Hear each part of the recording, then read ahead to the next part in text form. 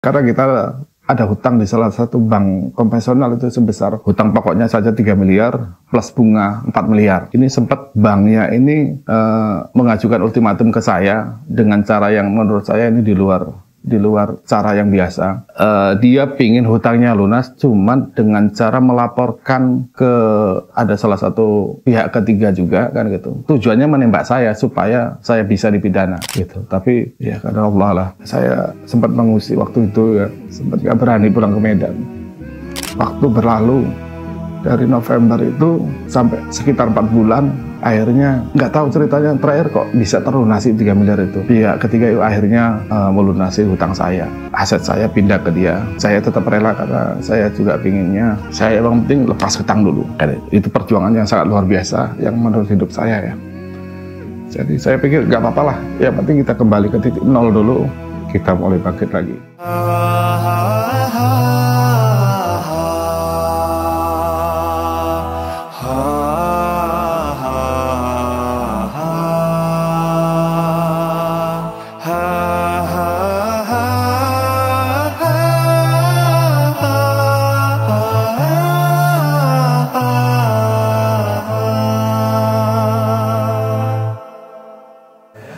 Ya, saya ikuti program platform bisnis tanpa riba itu bulan November 2017 bersama teman-teman seluruh Indonesia, lebih kurang sekitar 200 orang di Bogor.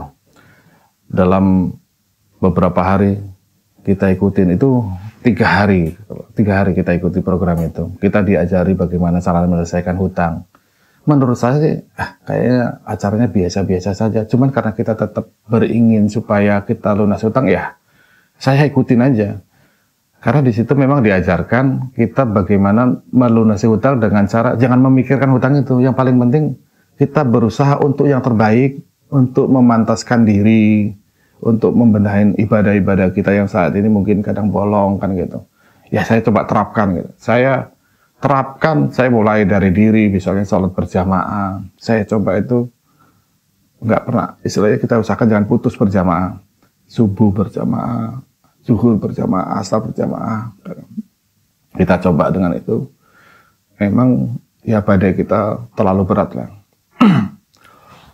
Karena kita ada hutang di salah satu bank konvensional itu sebesar hutang pokoknya saja 3 miliar plus bunga 4 miliar. Ini sempat banknya ini mengajukan ultimatum ke saya dengan cara yang menurut saya ini di luar cara yang biasa.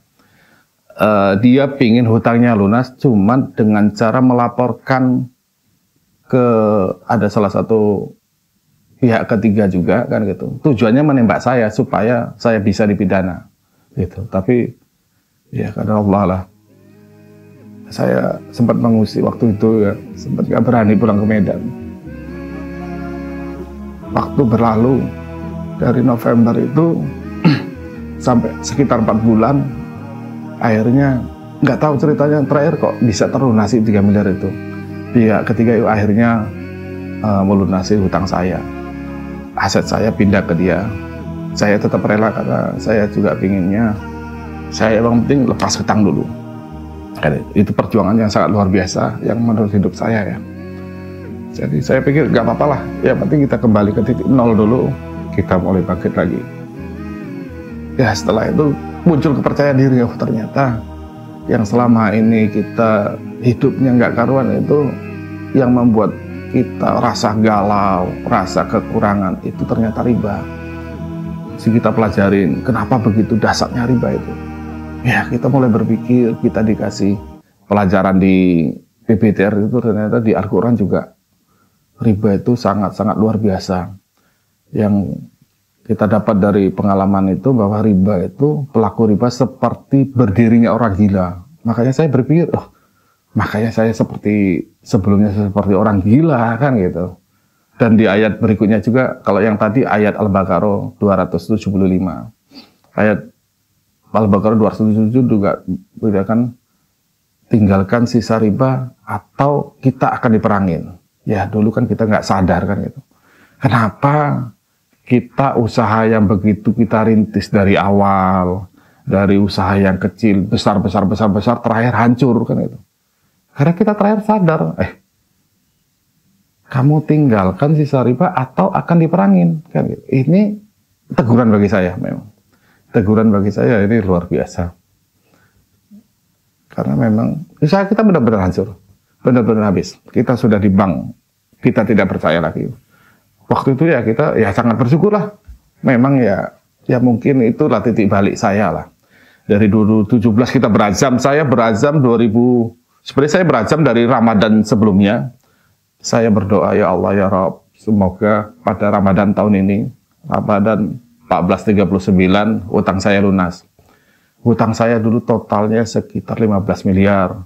Lama berlama, angsur-angsur itu bisa saya selesaikan, bisa saya bayar. Saat ini tersisa tinggal 1 miliar lebih.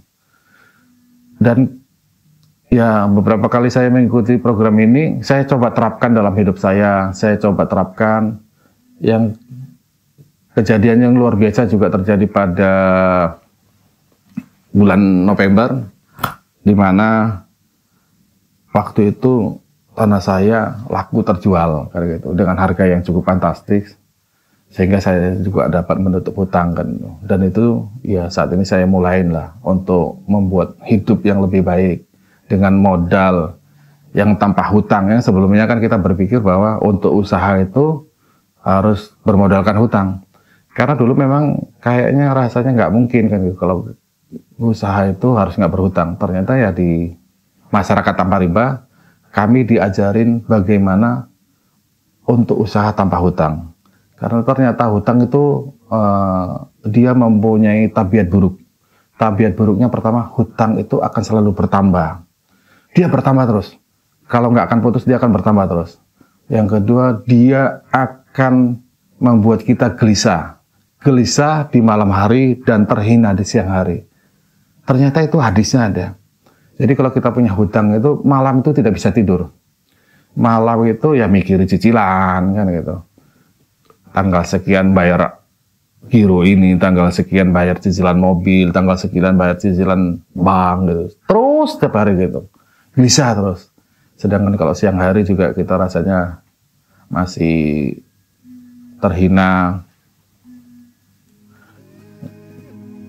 Karena kan kita kadang-kadang ketemu orang yang menghutang kita rasanya tidak nyaman. Ya harapan kita semoga nanti masyarakat Indonesia harus sadar akan bahaya riba. Karena riba ini membuat umat Islam itu tidak akan pernah maju. Dia hanya jalan di tempat bahkan mundur. Ya kita lihatlah, terutama hutang Indonesia yang begitu dahsyat lah. Karena ya saya berpikir Indonesia nggak akan pernah maju kalau selama masih memiliki hutang, kecuali kalau hutangnya itu tidak riba. Tapi ternyata hutangnya juga hutang riba. Ini terjadi pada negara juga masyarakat pada umumnya. Ya kita berpikir, kita share pengalaman. Yuk masyarakat, yuk umat Islam kita bangkit, kita jauhi hutang, sama-sama kita belajar. Kami ada komunitas tanpa riba, ayo kita belajar, hubungilah komunitas tanpa riba.